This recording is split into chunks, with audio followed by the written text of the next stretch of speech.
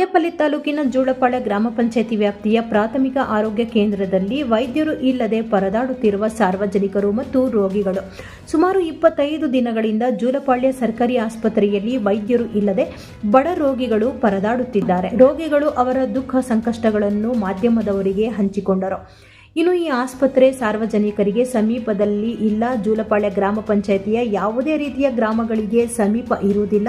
ರೋಗಿಗಳು ಆಸ್ಪತ್ರೆಗೆ ಹೋಗಿ ಚಿಕಿತ್ಸೆ ಪಡೆಯಬೇಕಾದರೆ ಸುಮಾರು ಜೂಳಪಾಳ್ಯಕ್ಕೆ 2 ಕಿಲೋಮೀಟರ್ ದೂರದಲ್ಲಿದೆ, ನಡಮಪಲ್ಲಿ 1 ಕಿಲೋಮೀಟರ್ ದೂರದಲ್ಲಿ ಇದೆ, ಬೋಡಿಕದರೆಪಲ್ಲಿ 1 ಕಿಲೋಮೀಟರ್ ದೂರದಲ್ಲಿ ಇದೆ. ಇನ್ನು 14 ಹಳ್ಳಿಗಳಿಗೆ ಇನ್ನೂ ದೂರವಿದೆ. ಜೂಳಪಾಳ್ಯ ಗ್ರಾಮದಲ್ಲಿ ಮಾತ್ರ 400 ರಿಂದ 500 ಕುಟುಂಬಗಳು ಇವೆ. ಇನ್ನು ಉಳಿದ ಹಳ್ಳಿಗಳ ಜನರು ಎಷ್ಟು ಇರಬೇಕು?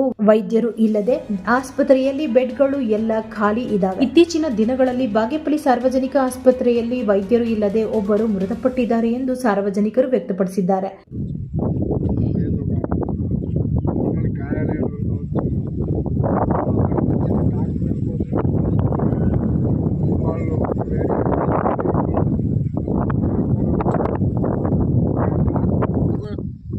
ఉంది ట్రాక్టర్ లేకుండా అయిపోయింది.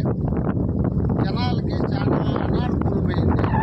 పేషెంట్లు ఎక్కడెక్కడికో ట్రాక్టర్ చెప్పని వచ్చి ఆటోలో వచ్చి బస్సుల్లో వచ్చి ఇక్కడ నిలబడి ఏదో ట్రాక్టర్ లేక అనానుకూలమైపోయి చాలా ఇబ్బందిగా ఉన్నారు.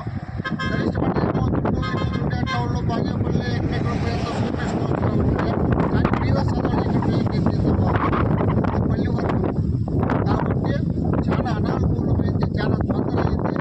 ఇంటి కూడా ఫుల్ ఖాళీ ఉన్నాయి. హాస్పిటల్ కూడా జనాలు లేకుండా ఎలాంటి వచ్చి పై వాళ్ళ అయిపోయింది. అక్కడ ఇంకా బాధపడి ఇక్కడ రావడం, ఇక్కడ చూస్తే అంతా ట్రాక్టర్ ఏమి ఉండలేదు. మాకు ఇబ్బంది పడుకొని మళ్ళీ వాపసు పోతున్నారు. కాబట్టి మేము కోరుకునేది ఏమంటే ಬಾಗೇಪಲ್ಲಿ ಗ್ರಾಮ ಪಂಚಾಯತಿ ಜೂಳಪಾಳ್ಯ ಹಾಸ್ಪಿಟಲ್ ಡಾಕ್ಟ್ರು ಹತ್ತಿರ ಒಂದು 25 ದಿನದಿಂದ ಇಲ್ಲ. ಇಲ್ಲಿ ಪೇಷಂಟ್ಗಳೆಲ್ಲ ಬರ್ತಾರೆ ಹೋಗ್ತಾರೆ. ಇಲ್ಲಿ ಹಾಸ್ಪಿಟ್ಲ್ ಬೇರೆ ಬಂದು ಎಲ್ಲೋ ಬೆಟ್ಟದಲ್ಲಿ ಕಟ್ಟೋರೆ. ಬರೋಕ್ಕೆ ಜನಕ್ಕೆ ಹೋಗೋಕ್ಕೆ ಆಟೋದಲ್ಲೇ ಬರ್ತಾರೆ. ತುಂಬ ಅನಾನುಕೂಲ ಆಗಿದೆ. ದಯವಿಟ್ಟು ಇಲ್ಲಿ ನಿಮ್ಮ ಸತ್ಯನಾರಾಯಣ ಸರ್ ಹೇಳ್ತಾ ಇದ್ದೀವಿ, ನೀವಿಲ್ಲಿ ಡಾಕ್ಟರ್ನೊಂದು ಒಬ್ಬರನ್ನ ಅಟೆಂಡ್ ಮಾಡಿ. ಮತ್ತು ಸ್ಟಾಫ್ ಏನೋ ಇದ್ದಾರೆ ಪಾಪ. ಅವರು ಡಾಕ್ಟರ್ ಅಂದರೆ ಸ್ಟಾಫ್ ಏನು ಮಾಡೋಕ್ಕಾಗುತ್ತೆ?